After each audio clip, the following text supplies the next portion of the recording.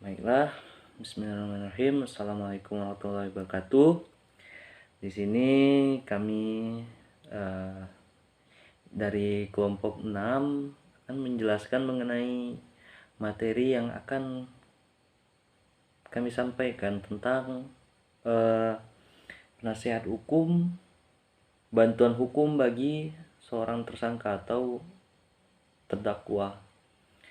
Nah, sebelum itu selaku prolognya ini menjelaskan bahwa penasihat hukum ini sebenarnya sebelum berlakunya undang-undang advokat ataupun sesudah berlakunya yang namanya penasihat hukum, baik itu pengacara praktik, advokat,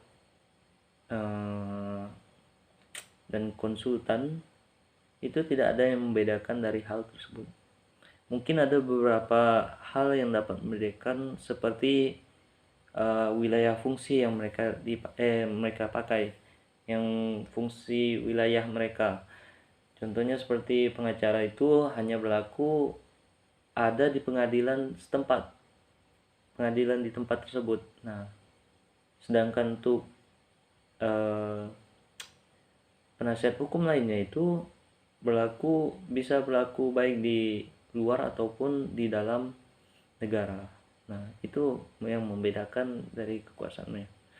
Lalu lanjut lagi, bahwa penasihat hukum ini memberikan bantuan hukum serta diberikan izin kegiatan untuk melakukan praktik hukum. Nah, di dalam beberapa pasal, ada pertama pasal 38 Undang-Undang Kekuasaan Kehakiman menjelaskan mengenai tentang memberikan bantuan hukum, dan diberikan pasal lanjutannya yaitu menjelaskan tentang aturannya, menjelaskan yang mengenai tentang pasal 38 tersebut. Lalu pada Undang-Undang Advokat dijelaskan pada pasal 22-nya mengenai tentang bantuan hukum secara cuma-cuma. Lalu yang terakhir mengenai tentang pengertian pada pasal 1/13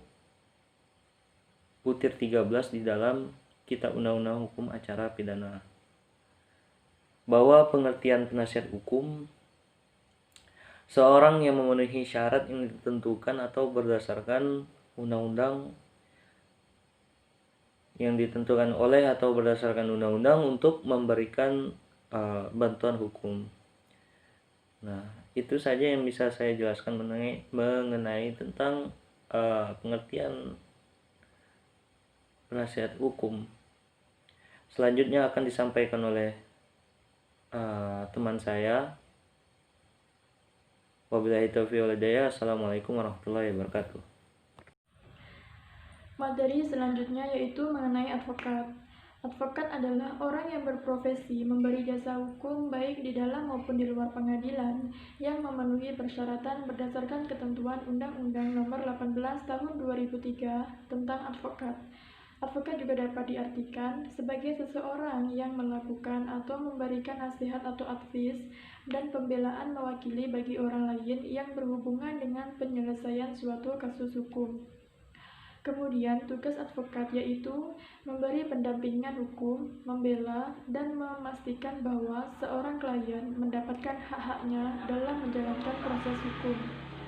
Adapun wewenang advokat sebagai penegak hukum yaitu memberikan bantuan hukum kepada kliennya yang bersangkutan dengan masalah hukum yang dihadapi. Kewenangan advokat ini merupakan lembaga penegak hukum di luar pemerintahan. Assalamualaikum warahmatullahi wabarakatuh.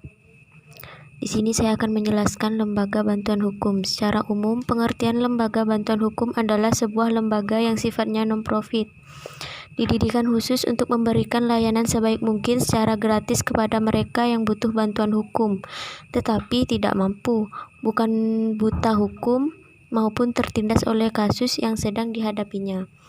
Namun, meskipun demikian, ada pula lembaga bantuan hukum yang mencari keuntungan. Oleh karenanya, Anda harus meminta penjelasan yang pasti ketika pertama kalinya berkonsultasi. Bantuan hukum secara cuma-cuma ini bahkan sudah dijelaskan dalam Undang-Undang tahun 2011 nomor 16 pasal 1 yang berbunyi, bantuan hukum adalah jasa hukum yang diberikan oleh pemberi bantuan hukum secara cuma-cuma kepada penerima bantuan hukum. Contoh lembaga bantuan hukum dan yang pada saat ini, lalu penerima bantuan hukum adalah orang atau kelompok miskin yang tidak dapat memenuhi hak dasar secara layak dan mandiri yang menghadapi masalah hukum.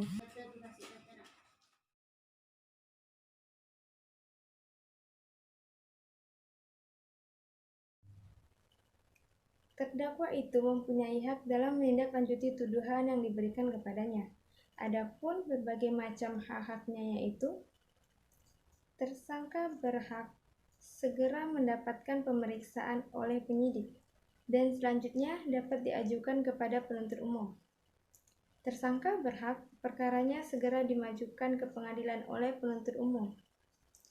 Terdakwa berhak segera diadili oleh pengadilan. Untuk mempersiapkan pembelaan, tersangka berhak untuk diberitahukan dengan jelas dalam bahasa yang dimengerti olehnya tentang apa yang disangkakan kepadanya dalam waktu pemeriksaan dimulai. Terdakwa berhak untuk diberitahukan dengan jelas dalam bahasa yang dapat dimengerti olehnya tentang apa yang didakwakan kepadanya.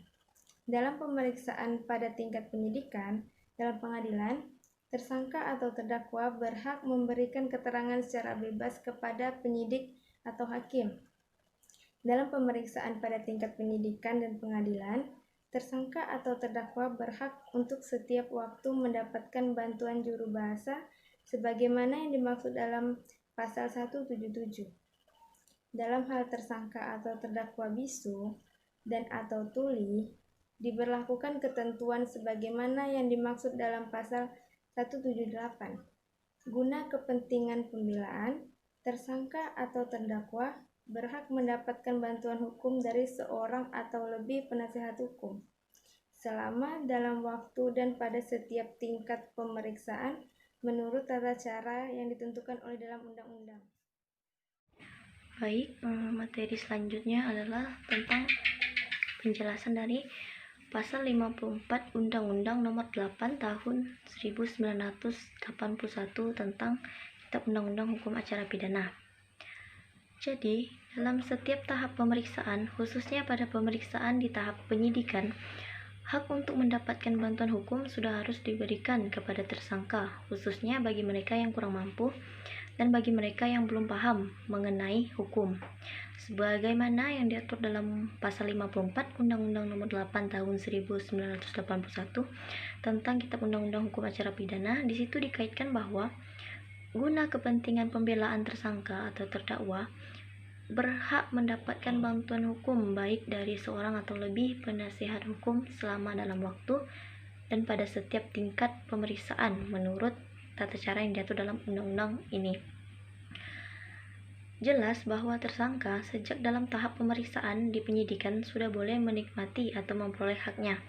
Salah satunya adalah hak untuk mendapat bantuan hukum atau penasihat hukum, di mana dalam Undang-Undang Nomor 18 Tahun 2003 Pasal 22 Ayat 1 bahwa advokat wajib memberikan bantuan hukum secara cuma-cuma kepada pencari keadilan yang tidak mampu.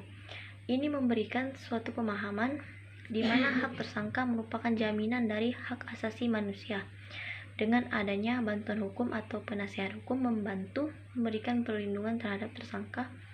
Dalam hal ini, apa yang menjadi hak tersangka itu tidak dapat dicabut atau diganggu-gugat.